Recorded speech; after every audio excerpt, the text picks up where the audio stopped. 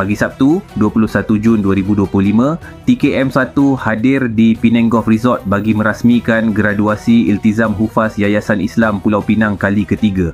Seramai 38 pelajar diraikan atas kejayaan menamatkan program khas persediaan SPM ini.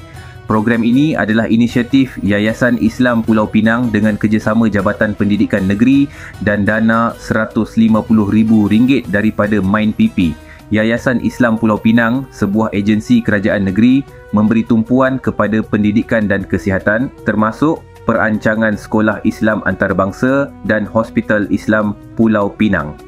Beliau turut menyeru agar lepasan Hufaz menyambung pengajian di Kitab, institusi milik penuh MindPP yang menawarkan laluan ke universiti tempatan dan luar negara termasuk Al-Azhar dan Jordan. Bagi pelajar B40, pengajian di Kitab ditaja siap dengan allowance RM400. Asrama baharu di sebelah Masjid Negeri juga hampir siap. Beliau turut menyampaikan sijil kepada para graduan, guru pakar dan pelajar cemerlang.